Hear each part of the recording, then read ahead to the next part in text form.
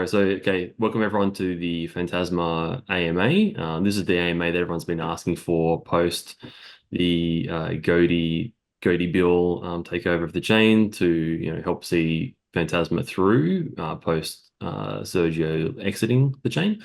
So we had AMA questions given to our community mods over the past few weeks. In that time, I did do a live stream where I kind of gave a vision for the chain, and gave, like kind of our sort of perspective about what we've done with the chain and why we're involved, etc. So that wasn't directly addressing the AMA questions, but some of the responses that I did answer and sort of address those AMA questions. So we'll still go through all the questions that were delivered to us. And for the ones that have kind of been previously answered by that State of the Chain recording that I did, we'll kind of like maybe just make a few kind of comments or two, but we'll kind of skip over those because you can refer back to the last video. All right, so without further ado, does anyone want to do another little intro of their own? Say hi. Maybe we say who we are for those who don't know who we are. I think that might be worthwhile for anyone. Wonder Man is Wonder Man, or what a Barkdo. That's very clear. Is that the pronunciation? I was wondering that. What a Barkdo, dude. Yeah, he's famous. I just don't know it yet. Okay, so I'm Garth Midgley. I'm the managing director for GOATi Entertainment. We are responsible for, I co-founded GOATi Entertainment with Brooke, Hodgman, who's also in this call. We are responsible for 22 Racing Series, which you can see behind Brooke, Pavillion Hub, and we developed Wonder Man Nation, and we've developed Race Hub, and we develop driver training sims for driver training programs for schools, etc., amongst other projects. Bill? Oh, we're going with Brooke or me? Either. I'll go. Bill Petridis, for people that don't know me. I have been on previous AMAs during what might be coined as the golden era of Phantasma, but the golden era that we are interested in reproducing. I was directly in charge for almost 2 years. I've got 25 years software experience. I worked for Oracle, did the Good Guys Online, which is Australia's Best Buy. I was on Obamacare for a while. I've been around. You might have seen me on some Chico crypto videos as well, but anyone that was involved with Phantasma or had some exposure to it at some point probably saw my head pop up. During that phase, it got a bit crazy. I was on videos with Chris Jericho and all sorts of things. I didn't pop up in the movie, but yeah, that's me. I'm here to help, right? I'm here to help coordinate. I like to think that I'm pretty good at coordination and organization. So that's my role, and that's me. And I'm working for free. Cool, Brooke. I'm Brooke Hodgman. I look after the technology here at GOATi. So that's Pavillion, 22, Race Hub, all the other cool stuff that we do. And now we've been doing Phantasma for a few years, but with the events at Phantasma, we're taking a much more active role developing the future of the chain here now. Yep. I guess for mine, my primary objective is that we stop shooting ourselves in the foot, and this used to be fun. I mean, we're starting to have fun again. Let's bring the fun back. Yeah, maybe let's do a little kind of like kind of reintroduction to like how we the short version, how we got involved in Phantasma Chain in the first place. So yeah, so for anyone who doesn't know, the backstory is I was talking to Brooke and I have been talking about using blockchain for quite a while for like what we want to do with games and game as a service with like online events and using crypto tokens to like do prize pools and rewards and people transferring NFT vehicles, etc. So we're looking for a blockchain to solve that. Nothing existed. This is the short version.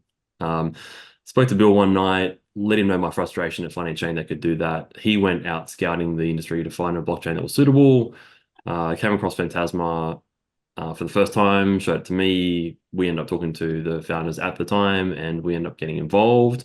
So that's how. So Bill was instrumental in getting us involved in Phantasma. From that point, he stayed with Phantasma and kind of got very involved with Phantasma. This is around 2019, right?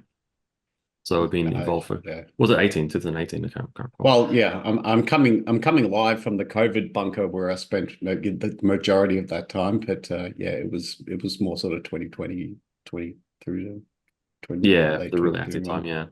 Mm. And then yeah, we got involved before Phantasma had NFTs, even it was like quite early days. So Brooke was the guy who wrote NFTs for Phantasma. So for anyone who kind of doesn't know that history, like we were sort of instrumental in the early days of Phantasma. We had the first NFTs on chain. Brooke wrote the NFT standard that then got like we kind of got contracted to write that stuff for Phantasma, and that got then taken and put on chain. So I don't know, Brooke, would you add anything else to that? No, that's it. That's what happened. Yeah, cool. It was a rough All ride right. when we started, but yeah, basically every time we've tried to use some of the technology, we found the limitations in it. So I think that's the strength that we bring, is eating the dog food and actually getting this stuff ready for game developers to use, because whenever you try to use it, you find what's wrong with it and what the limitations are. Yeah, exactly. And I guess I could kind of add, like, we aren't a team who kind of like, there's a lot of talk about like getting documentation for developers to use. And yeah, I agree with that. That's great. But yeah, just to kind of reiterate, like when we started there wasn't documentation, there wasn't NFTs, and there wasn't a whole lot of stuff. So we're the kind of team who makes that stuff and then can make documentation later on to explain to other people how it works. But we don't need documentation to work with this tech. So documentation has much more relevance when there's something real to look at. Well, here's one we prepared earlier. Yeah. Now read the menu. And I'll quickly recap the kind of, I guess, the reason why we kind of got brought in to sort of help to take over things and see things through is after the first exploit on Phantasma Chain, we started working on our own solution so that Pavillion, because our products went offline during that, because we relied on Phantasma Chain. So when it went down, that affected our company. So we started working on our own solution. So that we could never be sort of taken offline again. We didn't end up finishing that before Phantasma came back online. And then we reviewed whether we're going to bring that, like finish our solution so that we couldn't be taken down before our last big launch in January. We decided to not do that and rely on Phantasma Chain again. And then again, we got taken offline just before our big launches in January, where we launched three things. So so then we've since then gone back to working on our solution, which is a very we can kind of go into the details of this more and release this over time, but essentially it's a very stable chain solution that plugs into Phantasma Chain directly and plugs into other chains. So yeah, we let Phantasma Chain know about what we're working on, and at that stage it was decided that that was a good solution for Phantasma Chain. So that's what Brooke has been working on for the past months again. All right. Some of what? Yeah. Cool. Is that enough preamble? Is that enough preamble, guys? Do you think? Yeah. And look, I mean, the main takeaway here is, we're here to see this. We're here to see the original, the Phantasma vision through. We're here to deliver games and entertainment. We want to be the best place for games and entertainment, independent artists, you name it. But we really want more of the good, less of the bad, stable, secure, reliable, fun. Mm-hmm. That's why we're here. Yeah, sounds good. Okay, we'll get through the questions. Okay, so first question, first cab off the rank is what can we expect from Phantasma for 2024? And I guess I'll expand that to be like 2024 and beyond. Like, the future. What can we expect? What can we expect from Phantasma from now on? So this is kind of like the vision for Phantasma. Again, I covered this in my State of the Chain chat, so I don't know we need to kind of go on about this too much. But the main things for us are secure and stable. Like for any Phantasma Chain is a back end service. blockchain. So if it's going to succeed, then it needs to be secure and it needs to be online all the time, major uptime. That's the main thing. That's the main focus right now. And then beyond that, like what Bill said around focusing on gaming, focusing on fun, make it an easy chain to use, make it accessible. Entertainment too, but yes. And again, like seeing through, and there's been so much development, and things are in the games, entertainment, titles, everything. They're in such a late stage, a mature stage of development. To not see them over the finish line now would just be like insane. So that's what you can expect from Phantasma in 2024, is those things getting over the finish line.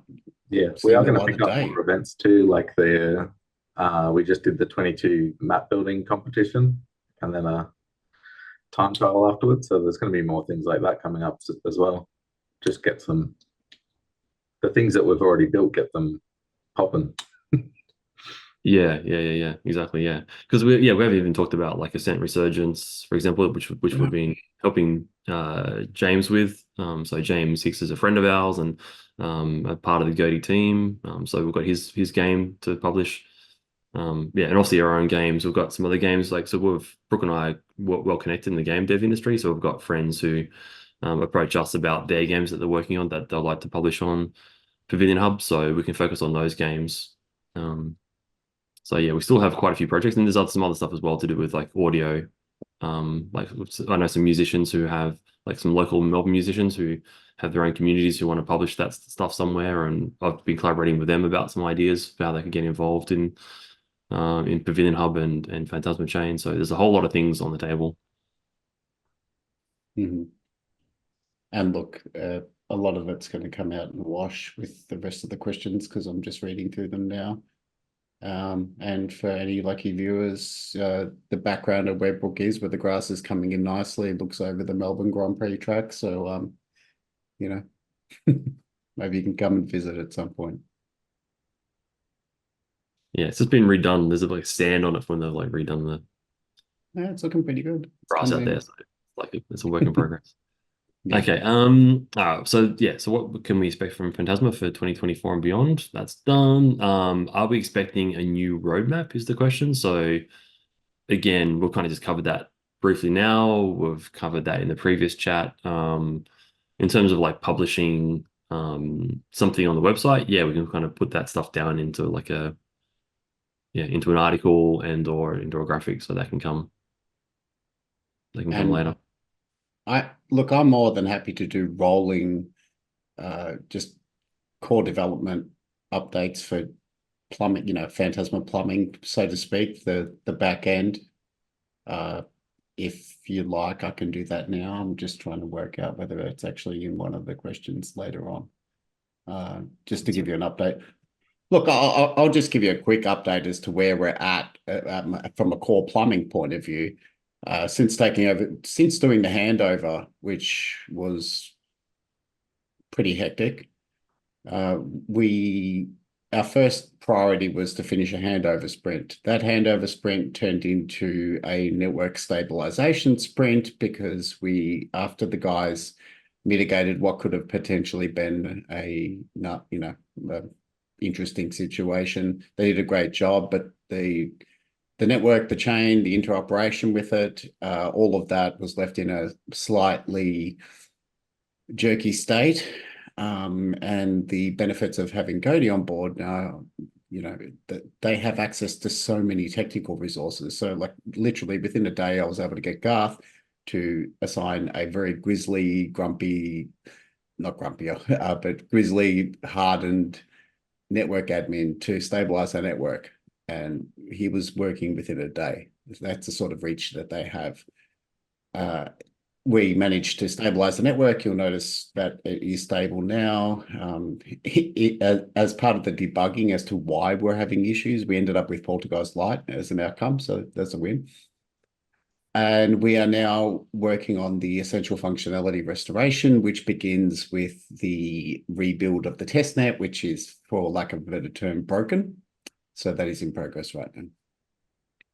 So yeah, moving forward, so the chain is stable now. But future development, we don't really want to continue going on with Sergio's code base. None of the existing developers from Phantasma are really happy with that idea. So we've developed a new code base from scratch, which is being battle tested and hardened. But it's built to be high performance by game developers. And at some point, I don't know the order actually, Garth, whether we'll launch a Pavillion sidechain first or a Phantasma sidechain first. Yeah, I don't know the order either. To be honest, we'll figure that out. But we'll be able to launch actual sidechains, something that the Phantasma white paper was proudly boasting that it was going to do. And I don't know if that ever came into effect. We'll actually be able to get sidechains going. So we'll have a sidechain for stability. Slightly. So no matter what, we'll always be able to have Pavillion running, and then that'll be a sidechain to Phantasma itself. They'll both kind of be level zeros to each other, with neither of them being kind of the secondary to the other chain. And that will just slot over so that every Phantasma transaction and account and balance can move off the old backend onto this new backend, hopefully with almost no downtime to it. And then once we have that new network up and running, it'll be much easier for the community to add validator nodes and block producing nodes to the network without disrupting things again. Cool. All right, that's a good solid overview. Yeah. Awesome. Cool. All right. Yeah, what we might have like a future thing, like once we get these sidechains going, maybe really good to have a bit more of a deep dive into what Pavillion Chain actually is, how it works, and why it's a great solution.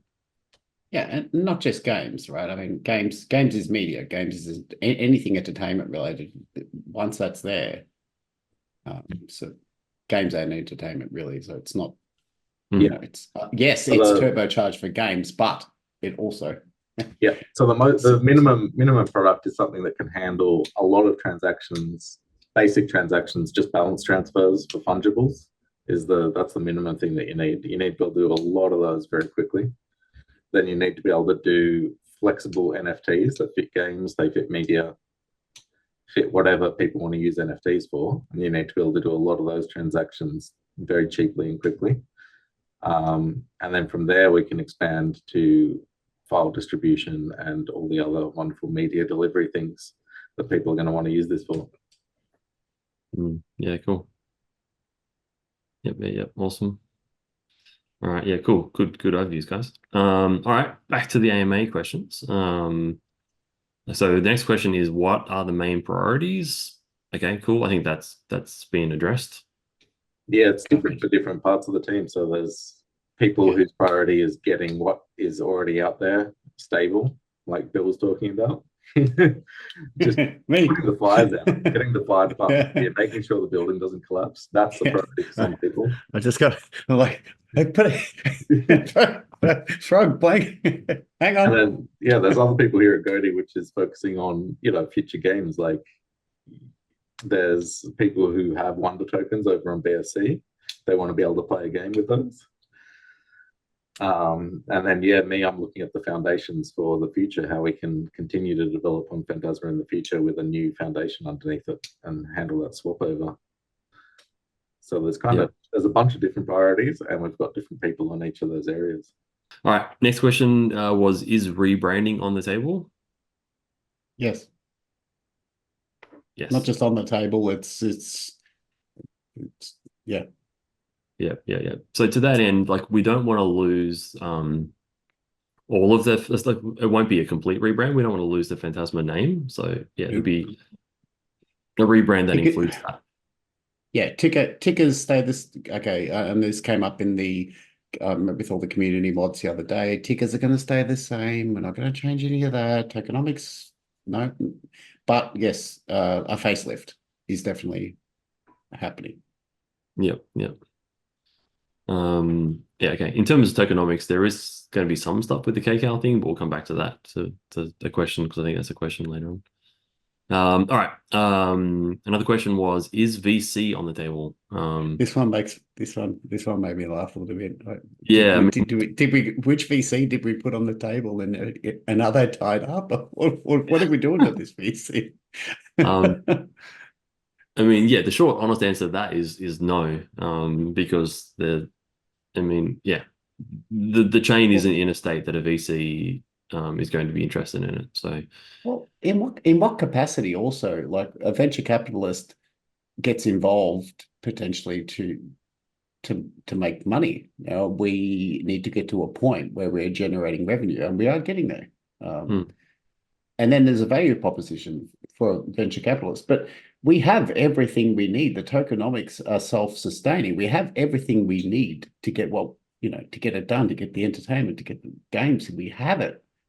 We don't need to go out and get more money for someone that just basically wants to flip it. We don't need to flip this thing. Yeah, And we don't want to sell it. So VCs typically want to get like minimum 10x return on their investment. So yeah, if they put in $1 million to want 10 million, or or 100 million or whatever. So yeah, and VCs like to get involved in a project when it's like on the way up and about to go crazy big. So yeah, right now we're in like get the chain stable and secure, etc. mode. So yeah, the chain's not in that sort of state. And if you get the chain to a state where it's starting to go fantastically well, would we want to take VC money at that point? I mean, to be decided, but probably not. Yeah, I think the I think VC question is more directed at projects on the chain rather than the chain itself. If there's a really good project built on the chain that can spin up a business, yeah, sure, VCs could invest in that. But the chain itself is going to stay as a community endeavor. Yep. Yeah. like 100%. it was always. And look, if you were, and this is actually covered in question 30, that VC investment is best for, like the guys mentioned, for something that's containerized and can be sold as an individual item that has revenue streams and a value proposition and a business case. And something like Race Hub, for example, is a perfect example of something that could be pitched to a VC. And its success means the chain's success because it's running on it. Yep. Yeah. True. Yeah. Or Pavillion Hub, etc. Look, we have that many things that we can roll out. Yeah. Cool. Yeah. Right. Next question. When will iOS wallet be available again? So we have the new Poltergeist Lite wallet that has just been rolled out. That's being used now on desktop. We are able to publish that on iOS and Android. But yeah, you want to have a pretty sort of well used, stable version of the app. So we're going to give that a bit of time on desktop with people to test it out and make sure it's nice and stable and secure. There are some known bugs. There aren't many known bugs. I kind of know of one. Small amount. But we're just working through them. Like I mentioned before, Poltergeist Lite was introduced as a result of the debugging that we were doing when we were stabilizing the network. We went, well, hang on a second. Why is the wallet actually trying to do all this stuff? So hence Poltergeist Lite came to existence. So yeah, like I said, it's a really simple solution, right? Like if it's bogged down and slow because of stuff it doesn't need to do, we'll just remove it. Yeah, easy. Yeah, that's what I was saying. If it's a pain in the ass, you're probably doing it wrong. Yeah.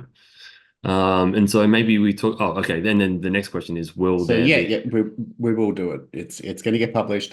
One of the key hurdles that we had before with iOS was the original publication was done as part of Lunar Labs, which was Sergio's property. Any further publication from that date was always met with a degree of reluctance for, I don't know why. The good news is GOATi has, maybe, do you want to talk to that for a second, just to give people an idea that you have verified? You have accounts. So GOATi can publish to iOS and Android. We've got developer status. So so we can publish, but you don't want to publish an app that's got bugs in it, because if people use your app and then there's bugs and it crashes, you get bad reviews and ratings and you can lose trust. So yeah, like if you're going to release to those platforms, make sure it's really nice and stable. I was about to say, but yeah, but there is no roadblocks like there was before. That was always a major roadblock for us. Historically, a lot of people probably weren't aware of that, but it was always a real pain. Mm-hmm. So I'm really glad that that's no longer going to be a roadblock. Yeah, cool. Yeah, and the next question was, will there be a new wallet? Yeah. So Pavillion has been on Windows anyway. Pavillion has been a mediocre wallet. It hasn't been fully featured. Sorry. Yeah, you've always been able to log into Pavillion on Windows using a WIF.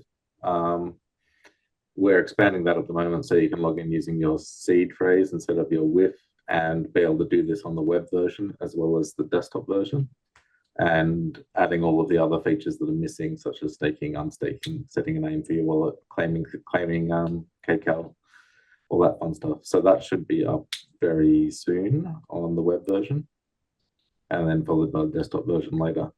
In the future, we haven't actually talked about this internally, so I'll just drop this on Garth. We could publish native Android and iOS versions of that as well, but in the meantime, you'll be able to use it on Android and iOS in your web browser. Yeah. And And Android has a really Portugal's good Lite. feature on the Android has a really good feature on Pavillion. Sort of like install it. Yeah, Like- that'll work on iOS as well. You can go to the website, click install, and it'll install the website as a pseudo app onto your home screen. Yep. Yeah. So it works like an app via the web. Yep. Cool. Yep. Sounds good. Do you want to talk to for 2 seconds why Pavillion is going to be, why we've decided to use Pavillion as the wallet, as the one that we want to invest more time and effort into? Well, initially the Pavillion wallet was done for Pavillion, so it wasn't done necessarily for staking, unstaking Sol. So from my side, like, I mean, I actually didn't even sort of click on this idea. I think Brooke mentioned it. Who mentioned it? Brooke mentioned it. James mentioned it, definitely. And someone in the community mentioned it, like, why don't we just use Pavillion wallet and just like add those features to that? And then when somebody said that, I'm like, well, that makes total sense. So yeah, that sounds like a good idea. Single Yeah. entry point, right? That's where that's ideally then when we'll work with our partners and so forth. But ideally, that's the one-stop shop. That's where you want to go. If you want to use Phantasma, you just do this. You open this, and here it is. You can And your games are with there, your wallet's there, your comics are there, your videos are there, everything's there.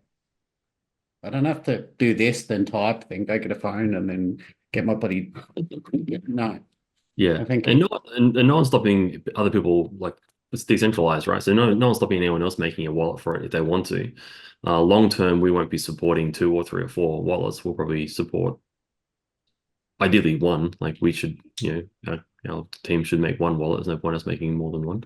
Yeah, but for the Pavilions wallet code, I'm just using the standard Phantasma SDKs.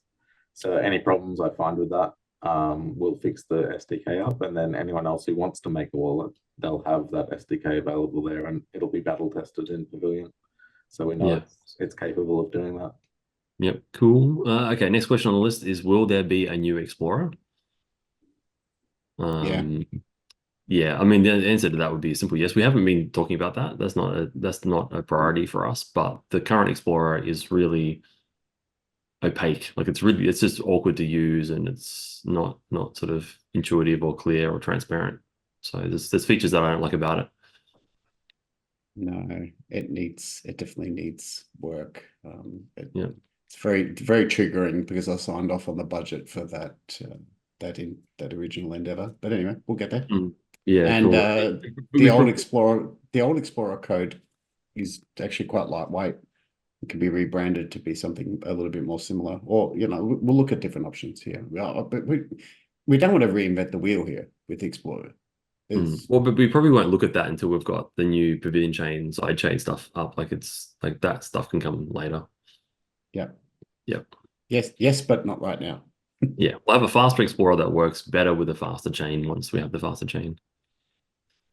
Okay, next question is, can the community expect a vast improvement in with regards to communication? For too long, the community have been, I'm just sort of like correcting some English here, have been kept in the dark with chain and development progress. Okay, so in this regard, like one thing I'm kind of always really hesitant about is having the developers like spend too much time in the community. Like developers' job, who are like as developers on the chain or on the games, like our job is to make the chain and make the games, as opposed to like talking in the community all the time. If we all spend our days talking to the community, then we don't do the work that the community wants us to do. So there's a balance there between frequency. And yeah, in terms of vast improvement, I'm not really sure how good it was before, so I can't really comment on that. One thing I can say is um, I don't expect that we'll be doing like weekly or monthly AMAs or something. So probably the community moderators and managers can sort of roll out some internal updates as they go, and then we'll do like a bi-monthly or quarterly video or something like that. Okay, Bill?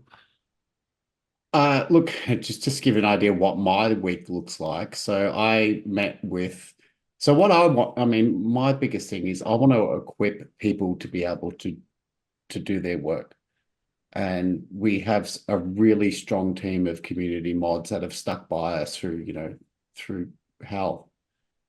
And so I spent 3 hours with them the other night, through till about 1 a.m. Great guys, great ideas. A lot of my answers now I've rewritten based on their feedback. So I've committed to spend as much time with the guys to equip them, so then when they're dealing with the community, they know the answers. They're getting it from the horse's mouth. That's you, Garth. And I also meet with the operations team every Friday. With 3 developer stand-ups. So I would like to think that with a combination of the videos that we're doing right now, and being able to equip all of our admins, that surely that should be sufficient to cover off on that. Mhm. But if So you that, like, need, without a bill in the middle, you have situations where the community manager gets a question and they don't know who to go to find the answer, and they'll go to a developer, and a developer will say, well, I'm not working on that, I don't know if somebody else is. So with that hierarchy and structure within the team, we'll be able to actually connect questions with the right people who know what's actually going on. Less chaos in the development. yeah, so, I mean, I'll either answer or I'll find out. Yeah. And and there won't be any bullshit. Yeah, cool. All right, next question. Where is it? Okay, who are the GOATi dev team that will work on Phantasma? Okay, so yeah, I already covered this. I kind of like gave a name list description of what everyone's doing in the state of the chain thing, and we did a little intro at the start of this, so I don't know that we need to cover that again. Can I just talk to that for a second, though? Sure. So it's probably covered in the 13, but look, one of the primary advantages, and I don't know if people know this, but like I think I mentioned it before, but in indie game development, which I've had the privilege of witnessing in my involvement with all this, there's armies of guys, and they're very transient, and these are extremely skilled, and they're all skilled at particular things. And if you look at the contributors to a game, it's up in the hundreds, right? So the benefit of having GOATi is that there's a pool of really talented resources that can be called upon at any particular given time. Like I mentioned before, as we're doing the network stabilization, I asked for a particular person, that person was working for us the next day. So that's what you can come to expect. The right people at the right time for the right task. And that's really what we're equipped for, because if anyone says they can do everything, then it's just not true. So we will continue to engage as needed across the board as the tasks arise. If we need someone to help with multiplayer networking, we know the people for that. If we need someone to help with service, we know how, we've got the people for that. But we don't expect all of them to be working all the time, full time, because it doesn't make sense. Yeah, cool. I might skip to like a couple of the second question in the list then, because it kind of touches on this point. So it's like so the question is, given the fact that the primary scope of GOATi is on, I'll just say it how it is, right? Given the fact the fact that the primary scope of GOATi is the one of building games, how do you plan to promote Phantasma chain development? Assume resources are limited and optimized to produce games currently. So that person is kind of saying that GOATi is a game developer and not a chain developer. So we'll just spend all our money on games and not spend any money on the chain. yeah, or maybe that we don't know how to make a chain or to help develop a chain is kind of the assumption there, I guess. So yeah, so who wants to go on that one? Well, Well, I'm just saying you're lucky. We're lucky to have a pool of excellent resources that can be called upon at any particular given time, and battle-tested people that can coordinate it all and make sure that resources are being allocated where they're needed appropriately. I'd say there's But sorry, Brooke, as I cut you well. off. Sorry, man. Like the tokenomics of Phantasma create the funding to develop Phantasma, and that funding goes to Phantasma development. It doesn't go to us to spend on making games and that kind of thing. So like our game development activities and our involvement in Phantasma are kind of two separate projects almost. So we could just neglect one and say, yeah, we're just going to make games. We're not going to work on Phantasma. But then, you know, we wouldn't be here working on Phantasma if that was the case. We would just making games. Yeah, and the kind of, okay, so yeah, and on that point, like the fact that we were making Pavillion chain already to be a side chain solution for Phantasma chain, it actually just fit directly into our wheelhouse. Like I wouldn't have, from our side, I wouldn't have taken on this responsibility if we didn't care about the vision of Phantasma, A, and then B, if it wasn't already something that we're doing. Like if it was going to distract and ruin and wreck GOATi and the games, and we couldn't do it, then I wouldn't have done it. So it already fit what we were already doing because we already needed this solution because of the problems with Phantasma. So, yeah, so it's kind of easy for us to do it. In terms of like, if you take that, if you read that question as being like, game developers don't know how to make blockchain things. I don't know, Brooke. I could answer that for a programmer, but from a programmer's point of view, can programmers do blockchain development, Brooke? Yeah, there's a lot of different stacks in there. Like you don't want web devs making game engines, and you don't want game engine devs doing HTML. So there's all the different skill sets. But we're across as many different things as we can be, and getting as many different staff as we can. Like Bill was saying, there's a diversity in staffing that you can draw upon for the different skills that are required for each different part. So like I'm personally going to write some software architecture, but I'm not going to write a marketing plan. You know, we're going to find somebody else to figure out how to market things to people. But yeah, what we can do is make things that are actually usable by game developers. There's a lot of blockchain developers out there who are building platforms on top of Ethereum that, you know, they could take them to GDC and they buy big expensive GDC stands and try and sell them to game developers, and they get laughed out of town because they're just not feasible. So it's really the mixing of the different talent pools, which is going to be key. Yeah, I mean, you can almost, this is a slightly different example. You can almost put an example of like, hey, like what interest does Valve have? You know, Valve make first-person shooter games. What interest do they have in making a platform? Well, I mean, you know, there's crossover is the point, right? And you get a different team to build the platform as to build your games. And what's been really encouraging too is, you know, key pre-existing Phantasma resources who I've worked with for years now, off and on. You know, like they're still around, they're still helping, advising, contributing. Poltergeist Light was a product of Alex. Alex has been around for years. Yeah. You know, they're still here. It's just under new management at the moment. Put it that way. Yeah, it's organizational, not it's not a fundamental, you know, replacement of everything that was there before. No, it's just more of the good and less of the bad, which sort of feeds into the next question about the Live-Lite, I suppose, which I can talk to if you Well, like. actually, on the last question, one last bit is the premise of the thing that, you know, the primary scope of GOATi is the one of building games. I don't know, like how much you've explained on previous streams with the diversity of things that GOATi has actually done over the years, Garth, because I don't know if the majority of the work that we've actually made money off is actually game development, or if there's, talent outsourcing for animation, there's creating simulations for marketing companies to use, there's creating simulations for training. Like there's a lot of different things we've done besides making games in our time, and we've always had to balance splitting our attention between all of these different projects. Yeah, precisely. It's kind of been like the pillars of GOATi the whole time has been it's a technology solutions company, really. Yeah. Traffic simulations, geez. Yeah, traffic What haven't we simulation, emergent AI traffic. We've got the game platform. We've got our own chain now that Brooke's been developing, etc. Yeah, there's heaps.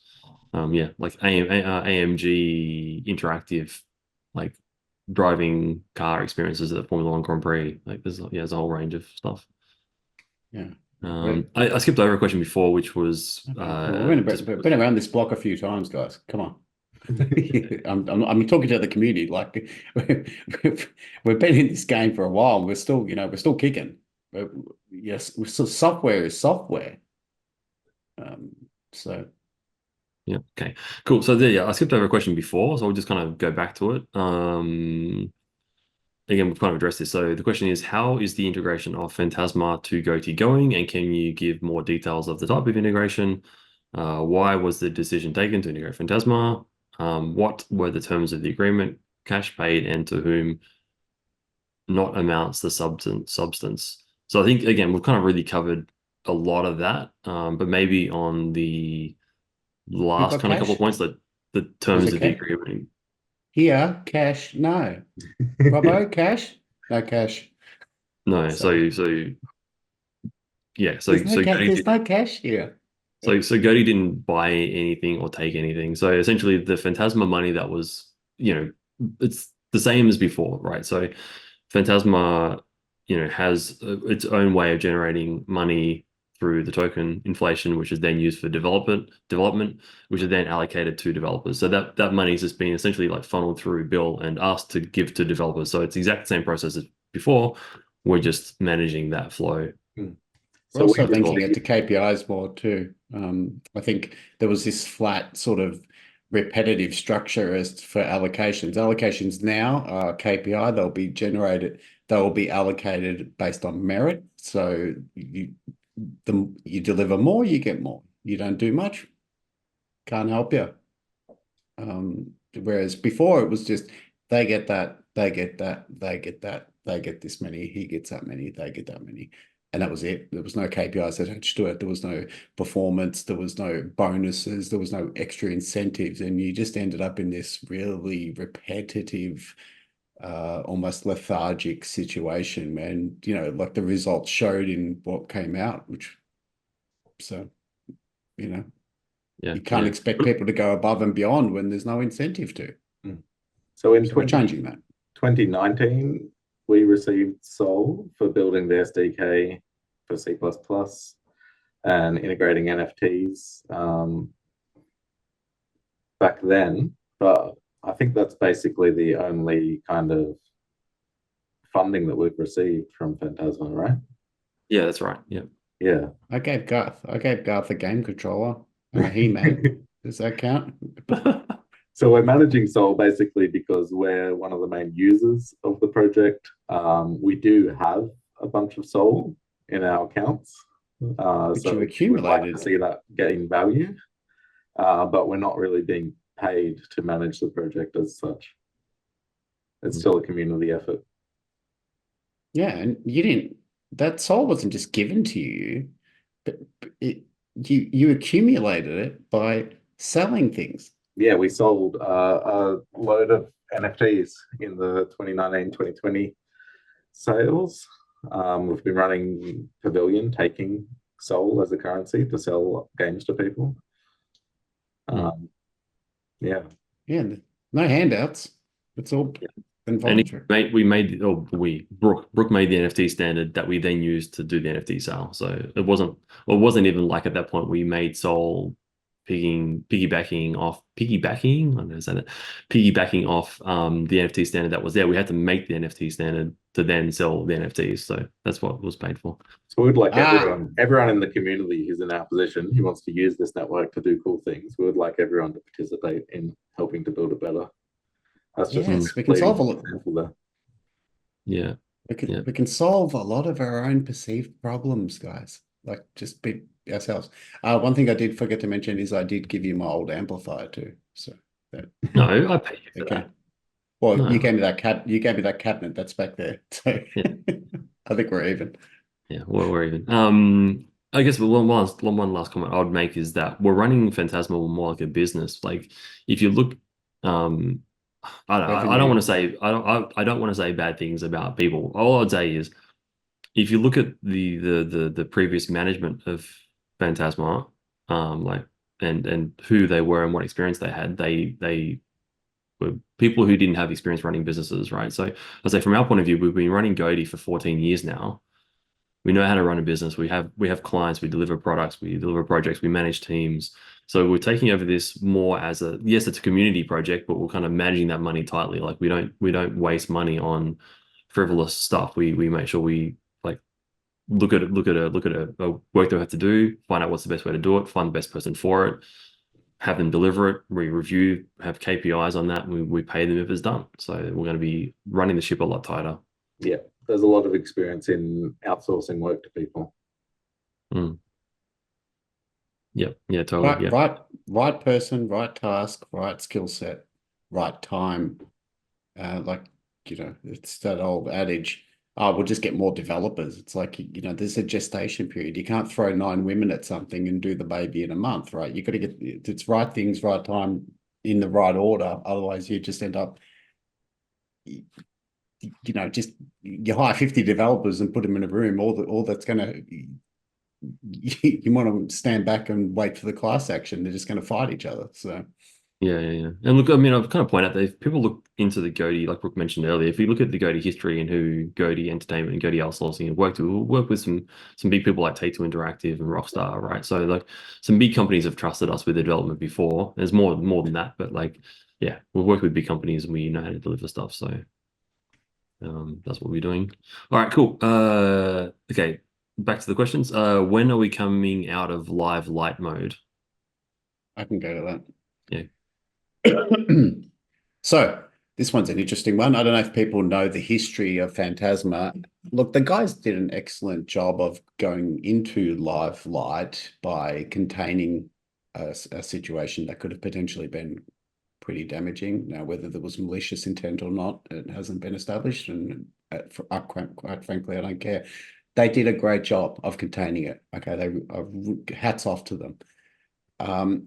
What's been interesting is I've reviewed, and I think I touched on it earlier, we will enter into our essential functionality restoration phase, which will be live a little bit heavier, if that makes sense, because in the containment of the situation, we went and reviewed and they turned off a lot of features that I didn't even know were there.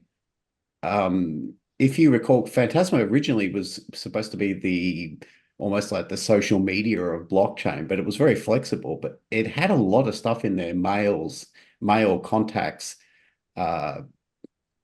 messaging, relays. There were things in there that I'd forgotten about. So what's been quite interesting, and as we're working through the scope of the essential functionality restoration sprint, is picking and choosing which bits we are going to bring back live. So in regards to that, the first step, now I've got this whole thing scoped. 1 second. Sorry, just looking at through my scopes. Here's my scope. So we will be bringing back inflation, Soul Master Rewards has to come back, Soul Minting has to come back, otherwise the tokenomics don't work. Crowns, yes. And now, when I say this, take it with a grain of salt, punch of salt, is as we turn on each one of these things, there will be extensive testing. That's why the rebuilding of the testnet, which is currently in progress, is of our highest priority right now. as we enable each one of these individually, we will be testing extensively, and we'll be calling on the community to help us. So as we enable each one, please do your best to help us test. But look, right now, as part of the scope, and this could change depending on how things go, but inflation, Soul Master rewards, Soul minting, crowns, KCAL minting, wallet migration, we need that. DAOs need to come back, cosmic swaps, yep. Storage, it's still online, you just can't really interact with it. Contract deployment, we need to get the AI humming again. Oh, the iOS app for Poltergeist, okay, well, that's been covered. And we also need to put more RPCs in. Now, that list is what? There are 13 features there. There were 50 other features in the chain that we will not be turning back on. And I challenge anyone to remember what they were, because there were a number of them that I'd even forgotten were there. So it's almost been fortuitous that we have to revisit this, because we sort of lost track of what was there, and we'll come out of it in a much leaner, faster state, which will also place us well for it to be more portable, as the guys were mentioning, spinning up side chains, purpose-built things. We'll be way better positioned to do that. All right, so you've kind of answered the question, like what needs to happen before coming out of Live-Lite mode. But back to the question, so the question is like, when are we coming out of Live-Lite mode? So can you put a time frame or conditions on that, Bill? It's difficult to gauge. I will make a commitment of coming back with frequent updates as to how that progresses with the timeline. So you guys asked for more communication before. I will communicate as each one of those features makes its way to test, and how that testing is going. So you'll be able to track the progress of the restoration of essential functionality. I'll be very communicative with that. Mm-hmm. Cool. And yeah, we won't go into this now, but the thing that's going to happen around the same time is the Pavillion chain, sidechain stuff will be coming in as a solution. So yes, so there'll be another. We're doing both. Yeah, so there'll be another angle on that. The streams are running in parallel. They're not codependent on each other. But again, it is a lot easier to review what functionality you need in something new when you've got a reference point. Yeah, cool. All right. All right, so the next question, is there a possibility that some of GOATi's partners, collaborators will come forward and participate in Phantasma as well?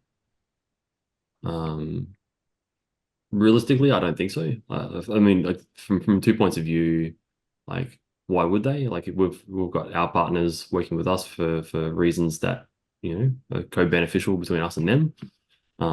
That tends to be like, say, like AMD or Intel, or someone who wants to have their branding in a game. Yeah, so that we make a great sort of relationship between us. Why would they work with Phantasma? So and the other thing is, like, why would they right now? They are in proxy, right? I mean, they're working with solutions that are running on Phantasma. Yeah. Well, Phantasma doesn't need to have close partners. What do you want? It's like, if Phantasma supports projects, and projects have good partners and good games and good, like good design, they get a lot of users, a lot of play, a lot of attention, then that falls onto Phantasma chain. So it doesn't need those partners. Yeah. Can you name one hardware vendor or card manufacturer that is not partnered at the moment, right? You got Intel, AMD, Sony. We were talking about Honda before. Go through the race hub page and all the vehicle manufacturers.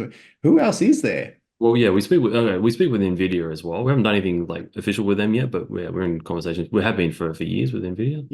You had a cool visit to your office of late, which I don't know. Meta came into our office. You're allowed to say that. Okay. I can say that. We met with them. We talked really? about some stuff.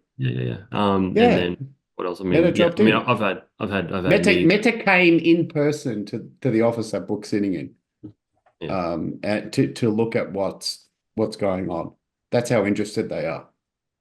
I've had calls with Apple special projects in San Francisco before as well, because they're kind of interested in some stuff, and Citroen and DS and MG and anyway, it's on the race hub page. So yeah, Brooke, you want to say something as well? Oh yeah, so like Oracle. We work with different tech, and if there's anything that we're working on that's like, hey, yeah, you could benefit from something that Phantasma does, we'll hook that up. But we don't kind of, force a round plug into a square hole. When things make sense to connect together, we connect them together. I know some people that make machinery that can actually do that. Well, I mean, on partners, there is, I guess, Ascent is kind of a GOATi affiliate, Ascent Resurgence, and it is coming to Phantasma very soon. Yep. That is one that's actually coming. Yeah, cool. Yeah, and we have a friend of ours, Brooke Matthew Walsh, who we used to work with at Chrome Studios, who's got a game that's interested in Phantasma, and we're talking to him as well. Like, there's a whole bunch of people we're talking to about. And we've got look, there's a whole question around Semkhor too, but like they're on board. Okay. Next question. Any update on the collaboration with Illini Blockchain Club, the Illinois Blockchain, the University Blockchain Club? Illinois, you nutbag. No, it says the Illini Blockchain Club. That's what I was reading it. I'm reading it. Oh, sorry. I'm reading exactly what's written, and then we can correct it. I thought that was your pronunciation of Illinois. No, Illini. Alice Cooper gives it. And it's called Illini Blockchain Club. I mean, it could actually be called that for all I know. I don't know what that club is called. But I think it might be the indigenous tribe that was possibly. Okay, I'm not sure. I could be just offending every single person there. I'm just reading what's written down, so don't shoot the reader, the messenger. Is the collaboration still in place? What is the progress? Bill, do you want to take this one? Yeah, cool. This one's great. Scott set this one up. University of Illinois, they've got a very, very well-versed, well accomplished technical department. There's 2 students right now working under direct tutelage of Alex, who I mentioned before, who's a publisher of Poltergeist Light. He is tutoring them, helping them out. They are working on some Ecto upgrades at the moment, so they're actually doing real actual work. There's a possibility of an internship over the summer. So, I mean, look, we're thrilled to have students working with and using the chain. But, and also, look, Semkhor's visual effects studio running out of Sarasota County is also doing part of their course is how to, they directly, as part of their curriculum, have a section on how you convert, well, not how you convert, but how you link media to an NFT. So yeah, we want to do more. That's the sort of stuff that we want to do more. I want to do more of. I think having students involved is great, as long as they don't all lock themselves in the arts campus and refuse to leave. And yeah, I mean, I'll make a quick comment that I'd say the project is not currently at a state where we're out there like trying to find lots of partners. Like lots and lots and lots and lots of partners isn't what Phantasma Chain needs right now. So the ones that we already have, we're going to be looking after them as best we can. But we need to get the chain secure and stable, and et cetera, and bring in side chains. And to the next question, there's a question about development documentation. It's just 2 words. So I guess that question would be, is there going to be development documentation? So yeah, so to kind of like join these 2 questions together, getting the chain stable and back online, getting all the features back online that are needed, getting Pavillion chain up and running. As Brooke said, as he works with the wallet stuff, he's fixing, updating the SDK. So once all that stuff is done, then yes, there'll be more development documentation. Anything else you guys would add to that? No, short answer is yeah, but like everyone's flat out, as a no, I won't use one of my terms there, but look, everyone's flat chat at the moment. But as a result, we are upskilling at least, there's 4 new resources that are getting their heads across this. So as they learn, after they learn, they will write. But yes, Doco is definitely, it's got to be high on the agenda. Yeah, cool. But, Yep. Brooke, We'll fix it, then document it. Yeah, Brooke. Yeah, I guess one thing with the new foundations that we're building for the future, after everything's stabilized and once we get the side chains up, that entire system will be based off a written specification of how it should behave from the ground up. So everything comes from a specification first of how the software is supposed to behave. Whereas Phantasma, it's kind of the opposite. The Phantasma C# source code describes how the chain should behave, and then you have to go and document it from there. So for the new foundations, we're starting with the documentation describing it, and then implementing that specification. Yeah, cool. And I guess the other thing that I can comment on there, Brooke, is like when you've like documented it and then implemented it, and then as you've gone on, you found that you needed to change some stuff about how it was implemented. You went back and changed the documentation. We changed the spec first, yeah. Change the spec, yeah. Okay, next question. When will cross-chain swaps be re-enabled? Bill? Take this one. Yeah, again, this is potentially not right now. Look, the only way you must understand that the previous implementation of swapping was exported twice. So you'll forgive me if I approach this one with a degree of caution, but I would like to see it come back. It does offer that degree of portability, and that portability is, key to the future of anything. So as long as it's watertight, preferably with someone that's tried and tested and proven. I mean, there's solutions that do this in guys like Wormhole. I would prefer that we humor engaging, again, right person, right skill set, right task, engaging people that specialize in this type of stuff to ensure that we end up with a watertight solution, but not right at this moment. Okay, yeah, so the question is when, so to be decided. So we're interested in it. We don't have a date on it yet. No. Yeah. We've got bigger fish to fry right now. We've got a testnet to get rebuilt. Yeah, there's a few different kinds of swaps as well. So there's like swapping soul. Trading things off.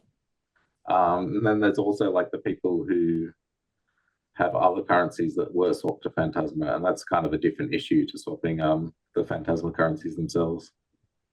Yeah, I think the key reason why I want to see it come back is because farming was very popular by being able to swap Sol and KCAL over to BSC and ETH. It allowed people to participate in liquidity pools, which we then rewarded them for as part of farming, and that was incredibly popular and successful. So I want to see it back, but not if it's going to compromise us. Yep, cool.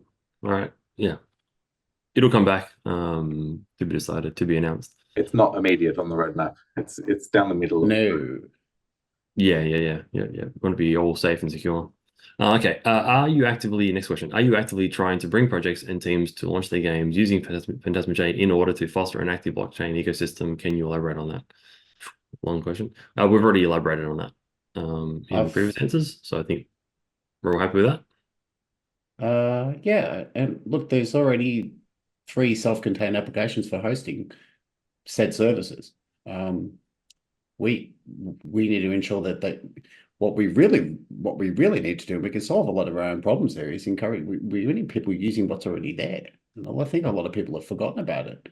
NFT enriched games on Pavillion. The Semkhor delivered a do-it-yourself e-commerce, kind of like an Etsy solution, where any particular person can set up their own white-labeled e-commerce site and accept payments in traditional currency and crypto. That's there. I don't think one person has launched a shop front for it, but they can.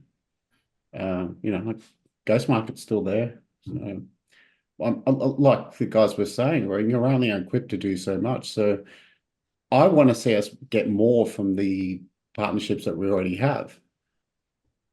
and less of chasing rainbows. Part of this as well. So Pavillion has its own SDK for games to use, which should be kind of an equivalent to the Steam SDK. So if you're a crypto game, you can't publish it on Steam. They've banned all crypto games. They're rubbish anyway. So our Pavillion our side. SDK should be like a lifeboat that you can move off the Steam SDK onto the Pavillion SDK. But it's still in development. So basically, 22 is a test case for it. We're still working towards a non-early access release of 22. So we're still building features into that, and we're constantly adding those features into the Pavillion SDK. So part of it will be, getting that SDK available to more developers as well. Should be something that helps growth of Phantasma. Yep, I agree. Cool. All right. That's a good enough answer. When will there be more block producers? Bill, this is probably a good one for you. Sure.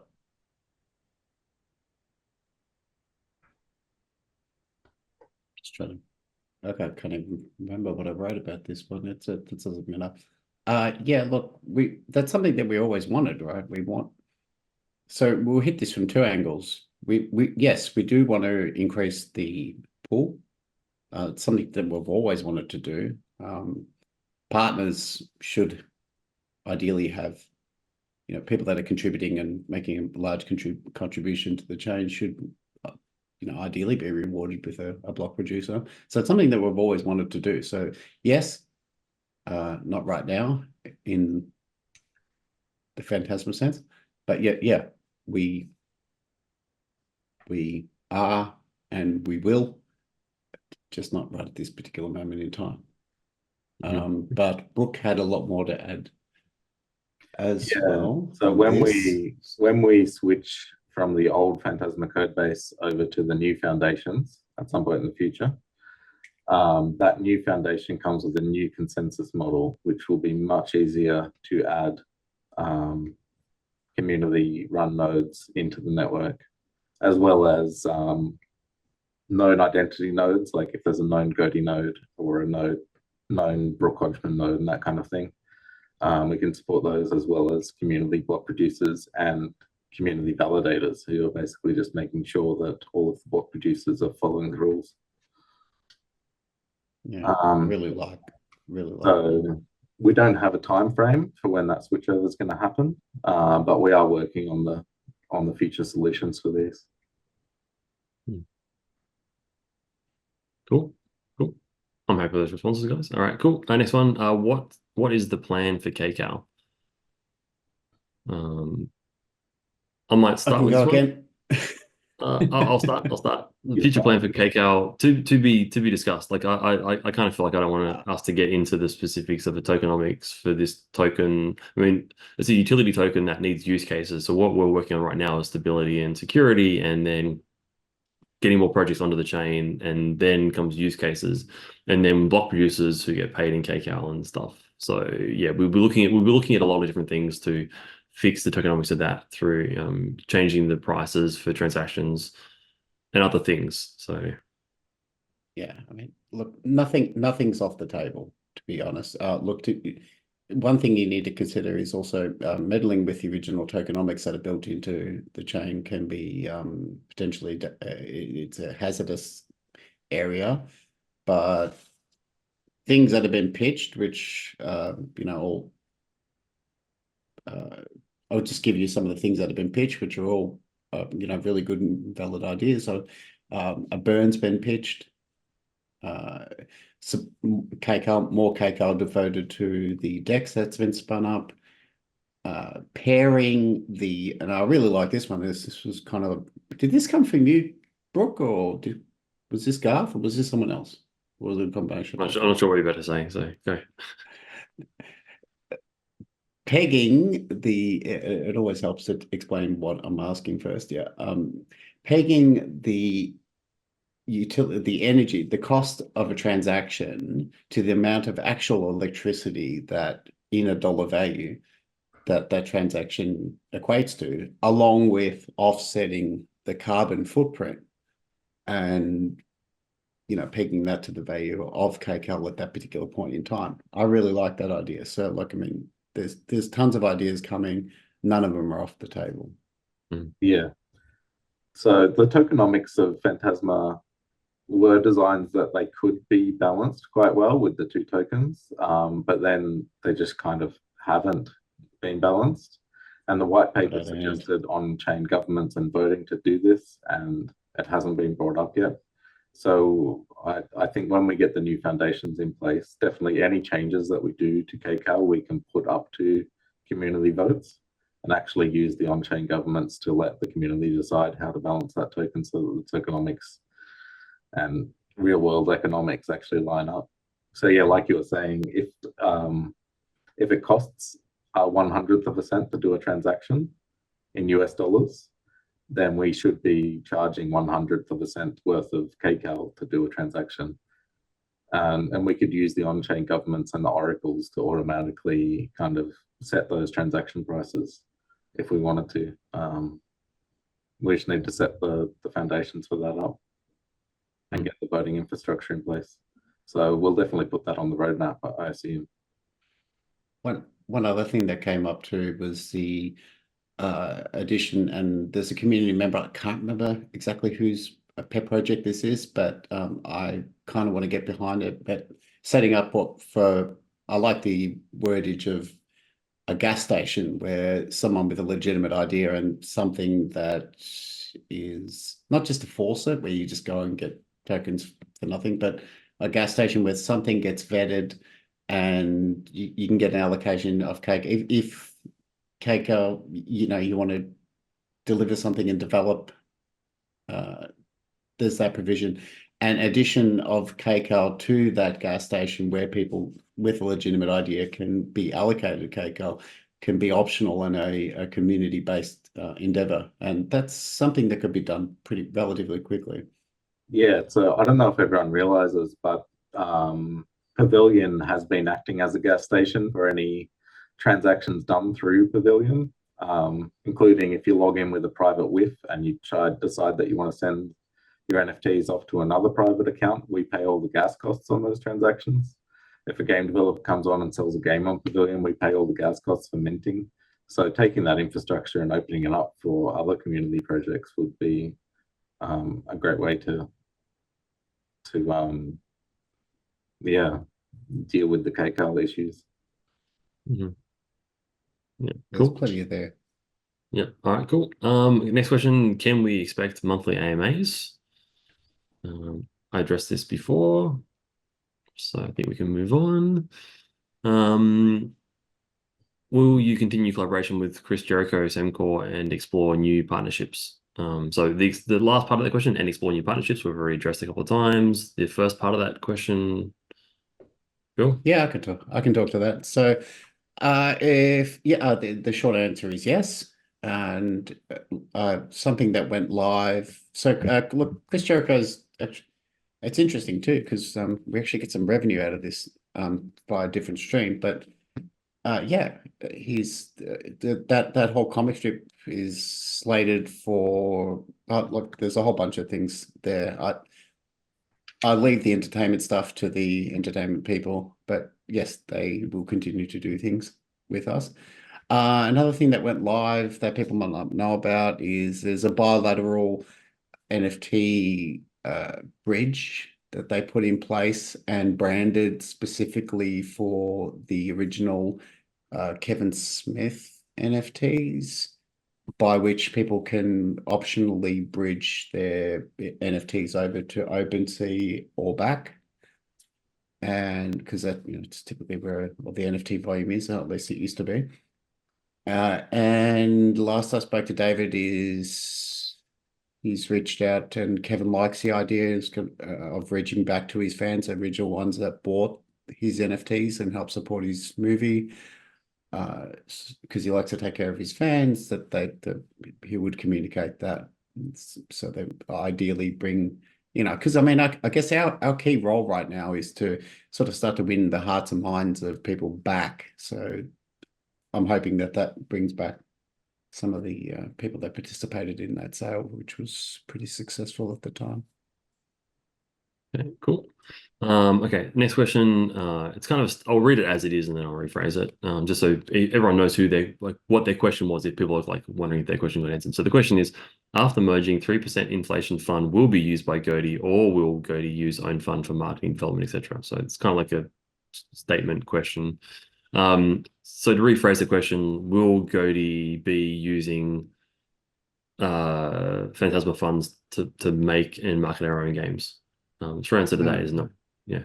Phantasma I will be assume they were using. talking about like, oh, are we funding Phantasma, or is the 3% inflation still funding Phantasma? That's what I assume they mean. But yeah, you can answer both questions. Yeah, I read it a different way. Reading between the lines, I think it's, will that 3% inflation be going into the GOATi's pockets, and not to. Yeah, so we've kind of said this a few times, but I'll just kind of speak to this one directly. So yeah, so the Phantasma money will be used for Phantasma development. GOATi money will be used for GOATi development. That said, Phantasma will spend some money on marketing, and that will be to market products on All its games. chain. So that'll be for all projects, not just GOATi. Yeah.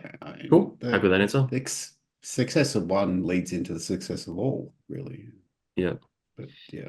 In 2020, the next question, in 2024, will we see Sol listed on more exchanges or on a good DEX?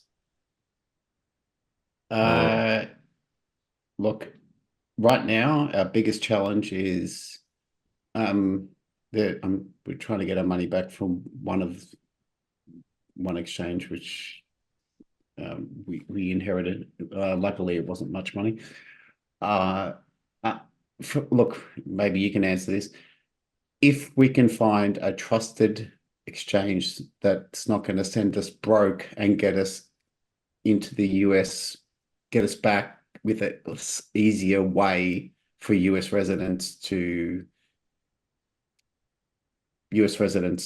buy Sol, essentially, buy and sell Sol, then yeah, definitely we'd look at that. We've got people reaching out to one particular one. They don't have KYCs in American, but they aren't blacklisted. So look, we're putting the feelers out. Look, for mine, the only way it would be worth pursuing is if it gave US residents an easier way to get in. Now we're already on 3 DEX aggregators that provide that service, but it's clunky. It's not what we look at. But from my point of view, that's something we'd humor. Me reading that question looks like when Binance, and then when Prison.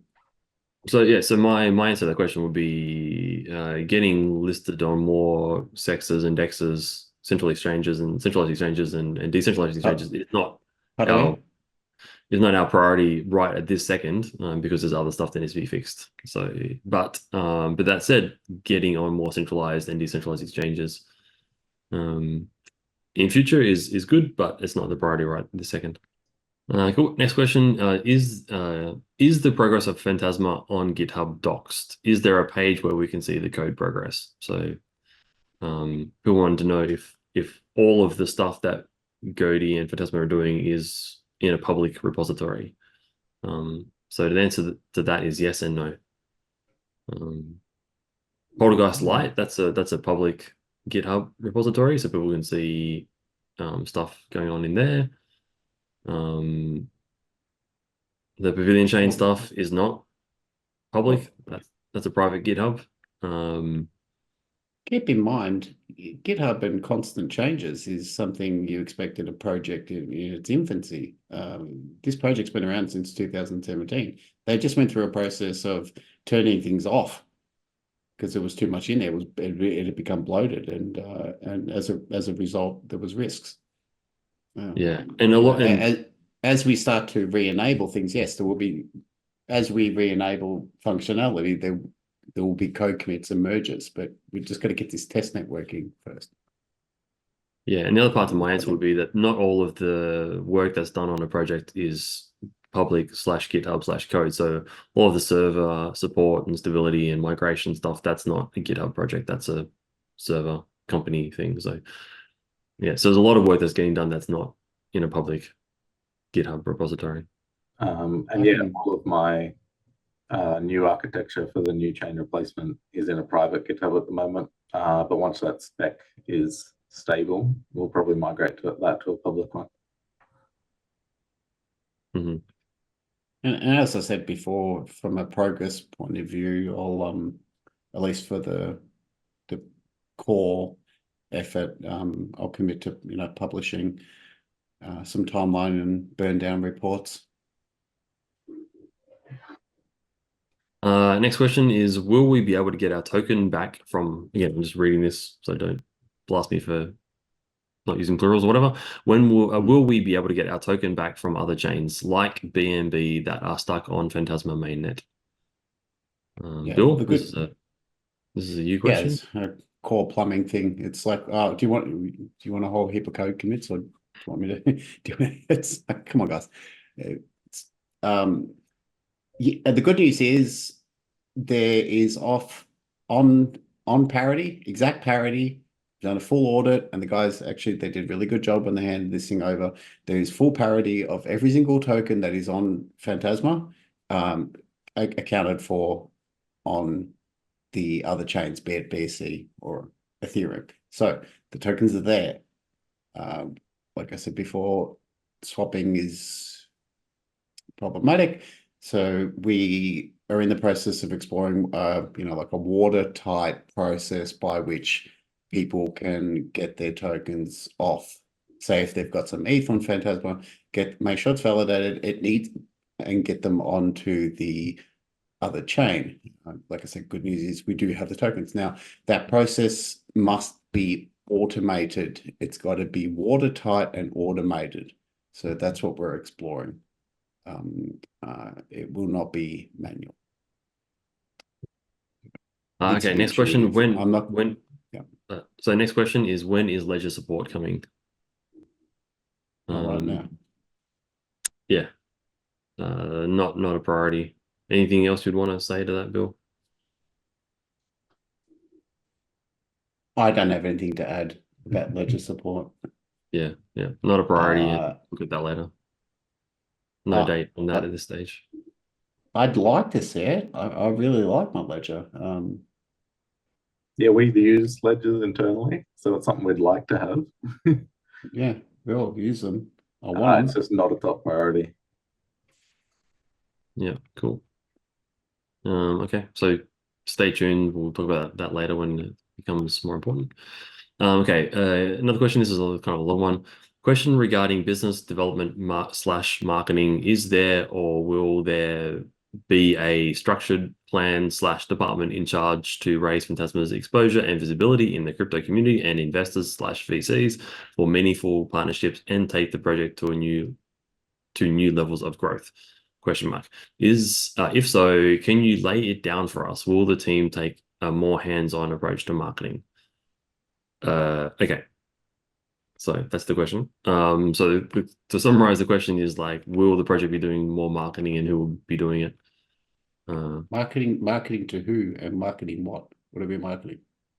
Yeah. So okay. So to kind of clarify, like, the chain isn't like in the state right now where you'd go out and spend all of your money marketing it.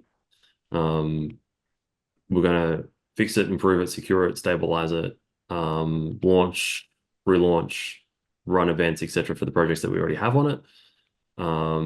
Those projects we've marketed, and then once all that is going well, then there'll be more marketing done. And look, I often use a word called I use the word honeypot, which is that if any projects on Phantasma do really well and make a lot of money, get a lot of attention, get a lot of players, get a lot of users coming to the chain, then that creates a honeypot for other developers to come. That's the best marketing you can do, right? So if the products are doing well and succeeding on Phantasma chain, then everyone will want to come to it. So that's the focus. In terms of who's going to be doing it, we'll be speaking with a bunch of different people. We have marketing connections through GOATi / the Wonder Man stuff that we did. So good crypto marketing and PR people. So it'll be a coordinated approach at marketing the products on the chain. Yeah, Yeah, we want to market the products. We want to market what's on the chain, because that's where their revenue streams. That's when you can talk to VCs. That's where we want to put our marketing. But you guys have the right contacts, so Yeah, cool. Brooke, do you have anything to add to that? No? No, Cool. and I yeah, sure as hell yeah. am not going to be in charge of marketing. Basically, as before, there's not going to be a big lump of investment into the chain, but there may be investment into projects on the chain, which itself advertises the chain.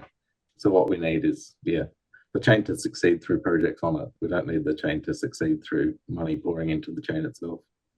Yeah, well, I mean, we could go out tomorrow and spend, I don't know, money on influencers. But what we found when the project was doing exceptionally well, and that's what we want to get back to, is the influencers were coming to us because we had good things going. They found it interesting. They wanted to talk about it because it was cool. Yeah.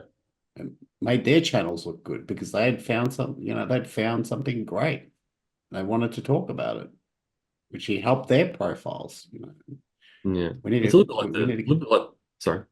Yeah, it's a little bit like the CryptoKitties example, right? Like CryptoKitties was, I think, probably, unless I'm mistaken, like the first game that kind of like brought attention to Ethereum as a game development platform. Like you need projects like that people can point to and go, that's a good chain to develop games on. Yeah, and we focus on making actual real things, not just putting out really good PR that makes people think that you should invest in a thing and then you buy into it and there's nothing actually there. We rather build things first and then market the things that have been built. Next question is Chris Eargle the Microsoft C# MVP? I'm just reading it as it's written, so whatever. Are they still part of the development team? If yes, what is his role? Yeah. I've never spoken to or met the person. I don't know Chris is a great guy. Okay. Yeah, no, look, Chris has been helping out the project off and on for the best part of 4 years. He was engaged to deliver the C# compiler. I believe he was in the I've got to get back in touch with Chris. I'd like to think that I end up the way that I conduct myself and the way that you guys conduct yourself is we don't burn any bridges. So when we go back and reach out to people like Chris, which I will be doing, we've developed a decent rapport and we can establish the basis on which to do further work with them. Chris was engaged to deliver the C# compiler. He was nigh on finished, but he was called in again up until recently to help with the containment of the situation that had evolved. And that was only a couple of months ago. So I need to get in contact with Chris. Thanks for bringing that to my attention. It's on my list. Cool. All right. Good answer. Okay, next question / statement is Phantasma is not that appealing, full stop. Will that be also a priority or not really? So that question could be taken two ways. Like someone's saying that Phantasma is not appealing. Are you referring to the lack of stability and security in the past with the previous management, or the branding? In which case, we're addressing both of those. So, well, we want to make it appealing, but again, it needs to be appealing. I need to give this to where is it? Why is it not turning on? Doesn't matter. You need let's make it appealing. I don't see why it's not appealing, but we need to make it appealing by getting these titles out of the door, getting the entertainment things out the door. That will make it appealing again. Yeah, actually, or is it a priority of not making it appealing? Maybe I could expand on this question from a different angle, because I'd like to involve Brooke in this one, because Phantasma was appealing to us for the vision that it had early on, and kind of never fully delivered on that vision because of the stability issues and going offline and the activity that happened with the previous founder.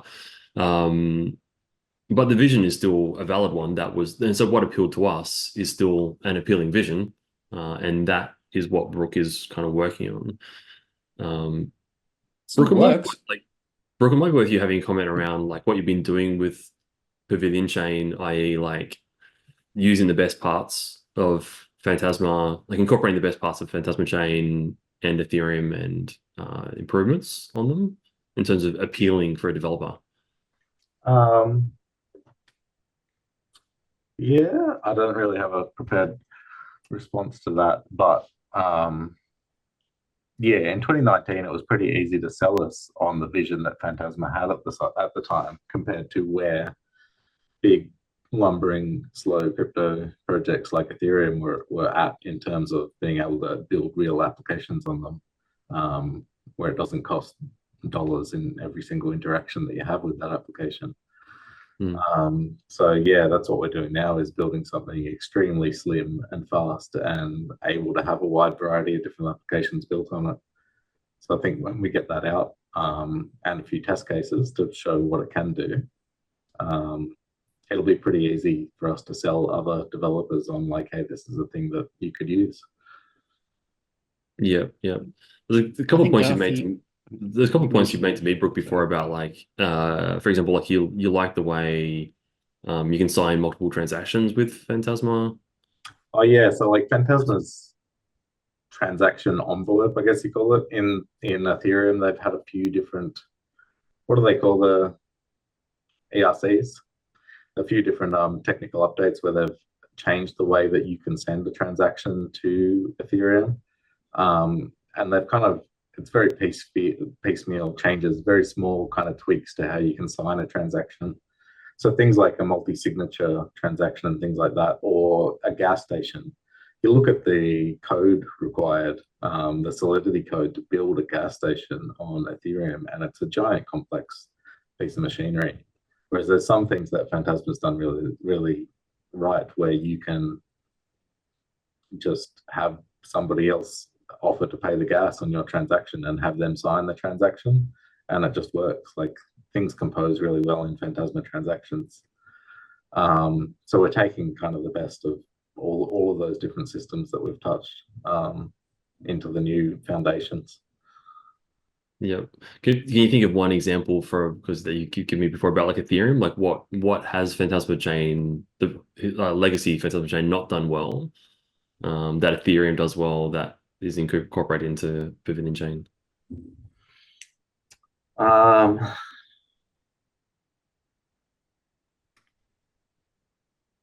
Yeah, I'm not sure about that one. I'd have to sit down and have a think. Yeah, I can't remember. Like, There's you told me a few things. things the old. I remember once you said, I remember when you're getting at one point you're getting the NFTs ready to put over to Wonderman, and you said, I think your comment was, the more I work with NFTs on EVMs, the more I warm up to Phantasma. Yeah. So yeah, using the EVM systems really made me appreciate Phantasma. But yeah, going the other way, there's a few things in Phantasma where the ROM and the RAM system on NFTs is a great idea, where you can bake in a bunch of metadata when you create it, and then you can have more metadata that can change over time. But some of those was a little inefficient, where like the names of metadata fields are replicated in the database too many times. So in the new architecture, we've allowed developers to declare schemas for those things that just makes it, serialized to a much smaller data footprint. So there's things in the new system which will allow it to run even more efficiently than the currently live Phantasma versions here. Yeah, cool. That's great. Really true. And I think, as I said, like in future, I think once we've kind of got Pavillion Chain up and running as a side chain and we're kind of there and launching it out of testnet into live, I think that'd be a great time for us to do another like live AMA or state of the chain where we kind of go through what all of those features are and why. Yep. And also what it means to people is that the fact that, like, tickers aren't changing, guys. There's still going to be sold. We're not ripping away support on KuCoin or anything crazy like that. Like, all we're talking about is just making what works more efficient and more appealing and more streamlined, so it only does what we want. You know, if you look at the current code base, it's humongous. Yeah, so that's you know, that's like the Brooke, focuses that we've got on this new code base as well. Is this the size of the C# code base? To do an audit on that, it is absolutely gigantic. Which is how, yeah, it cost. I spent a year doing it. yeah. So That was a year of my life. I'll never get back. with the spec first approach, it should be possible for somebody to read the specification of how this thing behaves and just write a whole new implementation in their own code base from scratch. You should be able to do that in a very small amount of time if you're a proficient coder. So one of the things we're focusing on is basically the number of lines of code that it takes to implement a feature. If you can do the same feature in a smaller amount of code with a tiny change to the spec, then we'll make that change to the spec. Because simple things that are easier to audit are much better in the long run than big complicated things that are very hard to understand. You know, as many people to understand the code as possible in this kind of thing.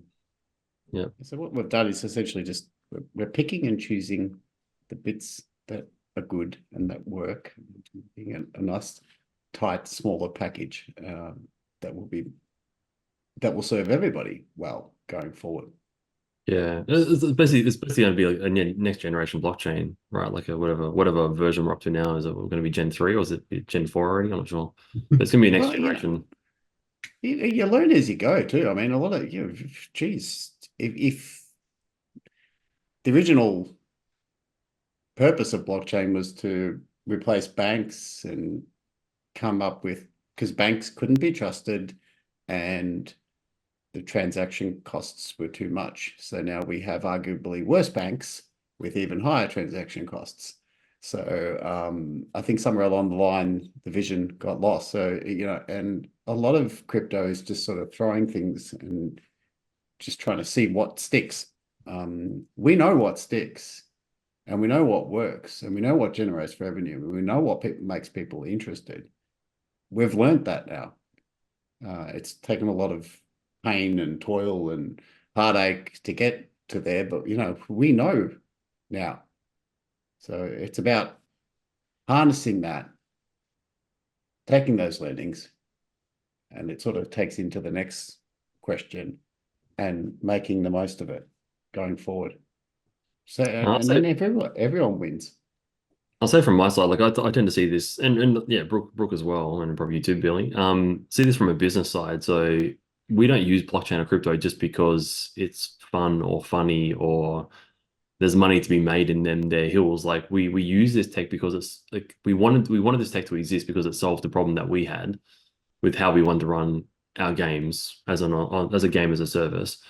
And the way the business world works is unless you have billions of dollars to throw at marketing to convince someone else that your worst product is better to use, then like good luck to you. But like, yeah, Ponzi. So for any new business solution to come along and be better, it has to be better. It has to be better, and it has to be at least as good as what it's trying to replace, ideally better. So it's going to be faster, cheaper, easy to use. That's how you have a good product. So that's what we're building. Okay, moving on to the next question.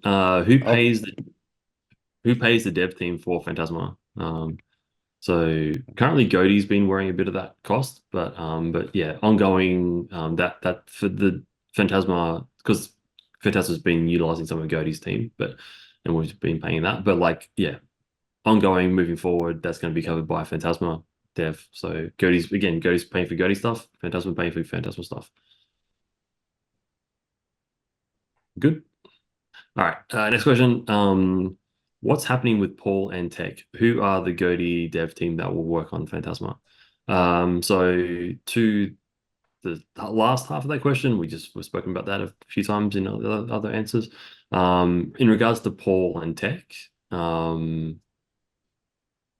Bill, did you want to take that one? Yeah, I mean, Paul's been great. Paul handed over. I spent the best part the early phase of the handover working with Paul. He handed over everything that was needed, which was great, and he's done his bit for King and Country. Tek is still on board in an advisory capacity, so as we're onboarding new developers like James, we need the advice of Tek, because there's a big code base there to navigate through. So he's on board. He's staying on board as on an advisory capacity, and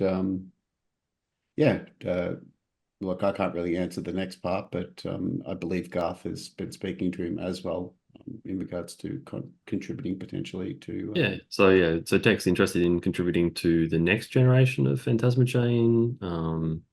He's, as Brooke said earlier on, he's less of a fan of working with the current legacy Phantasma code base. He's been through a lot with that. Yeah, so I killed the guy. I sent him a big Lego set as an apology. It's good. Yeah, not that it was yours to apologize for, but anyway, so yeah, he had a rough time. Oh, I still felt bad for the guy. Anyway. Yeah, anyway, so he had a tough time, but yeah, and he's got some of his own stuff that he's working on as well. So he's got his own things that he's doing, and he's interested in working with some of the future stuff once things are cleaned up. All right. Hey guys, we're basically at the end. The last question that I have on this list is bios, who is Garth, Bill, and Brooke, which I think we did that. You guys haven't heard of Garth Brooks? Garth Brooks. Hey! Yeah. Yeah, so we've already addressed that at the start. So that brings us to the end of the AMA questions that I have in front of us. So I don't know. Closing comments, guys? Well, Vroom. Well, yeah, it's like it's 106 miles to Chicago. We've got a full tank of gas, a pack of cigarettes. Like, we're still here, we're still on board, and we're going, right? So we'd like you to come along with us. If not, that's okay too. Yeah, cool. I mean, What About though has been very quiet this whole meeting. Should we get him to say a few words? Yeah, what's his story? I don't know.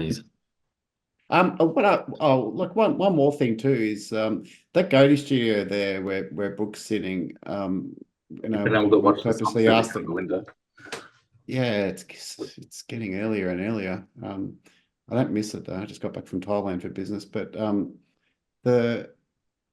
if you could just sort of harness the energy and the feeling of when you walk into that place, when it's full of the guys that are working on and putting funny little quotes from things, just stupid things that have been said, not stupid things, but funny things that have been said during the course of development, putting it into the game, breeding the creatures, not really sure what's going to come out, getting surprised themselves, just that positive energy, the excitement, it's like being a kid in a candy shop. So I think, and what's been asked for is, when all the guys are in there and they're working, just to kind of do a quick fly on the wall, bit of a fly through of the studio. If everyone could say hello, show, have a quick look at what they're doing. It's pretty exciting. I have the rare opportunity to go in there, and I feel privileged.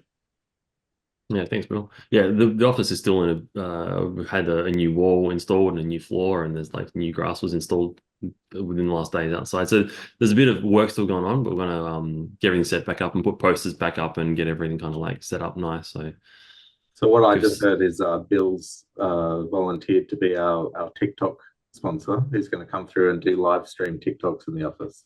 Can we find a millennial to do? I'm too old for that. I'm sure we can find someone. I'll maybe make a comment about like Bill, you asked me about maybe showing Wonder Man in this AMA, but yeah, I've kind of said through to the Wonder Man community that I'm going to be doing a live gameplay stream sometime soon. So we've got like that community know about how we've kind of had a previous build and we've done a new build. So that previous build is in the hands of the community manager who's been like playing the game and releasing content. We have a new build that I'm going to unveil very soon. So yeah, I so started tweeting again. Sorry? I started tweeting again. I haven't done that in a while, but yeah, good things are rolling off the assembly line. So yeah, cool. Yeah, all right. Help us help you. That's my closing comment. Yeah, and a closing comment for me would be like we never wanted to be doing this. Like my stance was always like, hey, let's Phantasma be Phantasma and GOATi do GOATi, and you do you and we do we. But here we are trying to help out because we believe in the vision, and the vision is aligned to our original vision as well. Like that was like we got involved with Phantasma because our visions aligned. So cool. Here we are trying to do cool things, fix some problems that were not made by us, and build a better future. And everyone sort of make great chains, make great games, get lots of people playing them, have a lot of fun, get the word out. Looking forward to a good rest of 2024 and beyond. That's a nodding. Cool. All right, thanks, guys. All right. Okay. All right. Thanks everyone, I guess, for joining. Everyone, thanks for joining our AMA. Hopefully you got something out of it. If you have any further questions, you can write to the community mods. Nice one, Brooke. To the community mods in the Phantasma channel, and post any follow-up questions, etc. in there, and we can maybe address those in future AMA, or like Bill said in one of the statements, we can give those answers back to the community mods, and they can deliver that to you directly. Cool. All righty. Thanks, guys.